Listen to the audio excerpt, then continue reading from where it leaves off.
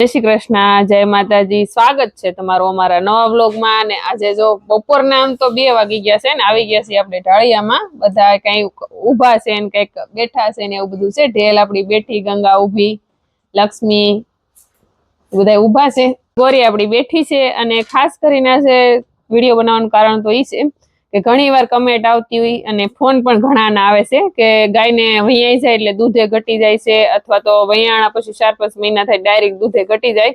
ગમે એ પ્રકારના કેલ્શિયમ કે પાવડર ખવડાવી અથવા તો ખાણ ખવડાવી તો દૂધે વધતી નથી। ઘણી વાર આપણને એવા ફોન આવે અથવા તો કમેન્ટ આવે, તો એને માટે ખાસ કહેવાનું કે ઘણા બધા એવા આયુર્વેદિક ઉપચારો છે જેનાથી ગાય દૂધે વધી જાય અને ગાયને શરીરમાં પણ નરવાઈ રહે અને કેલ્શિયમ પણ ડાઉન ન થાય અને દૂધે પણ ઠેઠ ઉધી રહે। આપણી ગોરીને 8મો મહિનો છે પણ તોય આપણે 2 ટાણા ગોરીને જો 4.5 લીટર દૂધ દોઈ છે। એટલે ને આપણી ઉમા પણ આમ પતલી છે પણ 2 ટાઈમ હરખું દૂધ આપે છે આપણને। તો ઘણી વાર આપણા ગઠિયા આપણને કહેતા કે જ્યારે કોઈ દવાખાનું કે ડોક્ટર કે જ્યારે કોઈ નતું ત્યારે ગઢિયાને આપણે પૂછવું કે ભાઈ ગઢિયા પેલા માલને હું ખવડાવતા, એવું તો એને ગાયું ઠેઠ સુધી માલ એટલા ને એટલા દૂધ કરતા, નરવા રહેતા, માંદા ન પડતા, તો ઘણા બધા આપણને જવાબ મળી રહે। તો એક તો ઈ છે આયુર્વેદિક ઉપચાર છે, 2 કિલો ચોખ્ખું ભેંસનું ઘી, 2 કિલો મધ ને 2 કિલો ખાંગડા હાકર ત્રણેયને મિક્સ કરી બાવણીમાં ભરી અને ગાયને રોજ 250 ગ્રામ ખાણમાં આપવું એક ટાઈમ। અને આ ખવડાવવાથી દૂધ પણ વધી જાય, ગાયને નરવાઈ પણ આવી જાય અને કેલ્શિયમ પણ ડાઉન નથી થતું।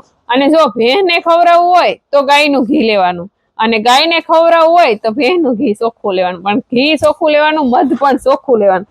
અત્યારે આ વસ્તુ ચોખ્ખું મળતી તો નથી પણ તો પણ ચોખ્ખું લેવાનું એમ। આ ત્રણેય વસ્તુ મિક્સ કરીને જો આપણે ખવડાવી તો ગમે માલને દૂધ વહી ગયું હોય તો દૂધ પાછું આવી જાય। ગાય હોય, ભેંસ હોય કે ગમે એ હોય તો દૂધ હોય એટલું દૂધે ચડી જાય અને વધારે દૂધ કરે અને કેલ્શિયમ પણ ઘટે નહીં અને નરવાઈ પણ ગાયને સારી રહે।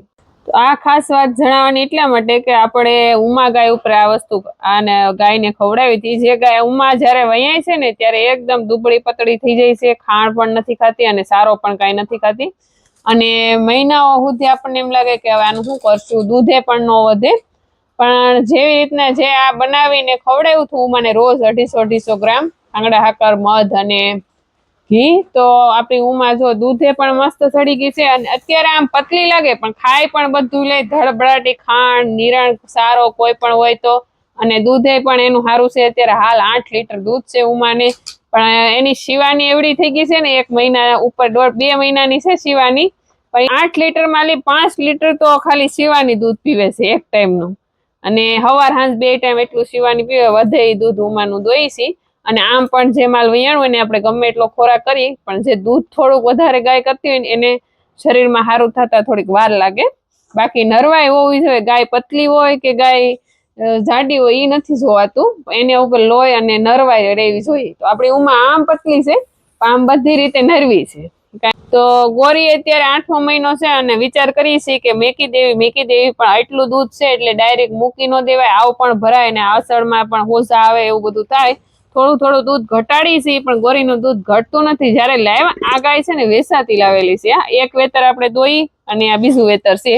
જ્યારે લાવ્યા ને ત્યાં તો હાવ દુબળી પતલી, અને આમ આપણને એમ થાય કે ગાય જ નથી। હું એમ કહેતી આવી ગાય હું લેવા લાવ્યા, આ કેમ દૂધ કરશે કે નહીં કરે, પણ એટલી નરવી થઈ ગઈ છે અને દૂધ નરવાય એની દૂધમાં દેખાય કે અત્યારે 8મો મહિનો પૂરો થવા આવ્યો ને તો આખા દિવસનું 9 લીટર દૂધ કરે, 4.5 લીટર દૂધ કરે છે। હવે વિચાર કરી કે હું કરવું એમ, રોજ થોડુંક ઓછું દોઈ છે, જો હુકાઈ જાય તો કઈ કહેતા નથી, નકર તો દોવી પડશે ઠેઠ સુધી।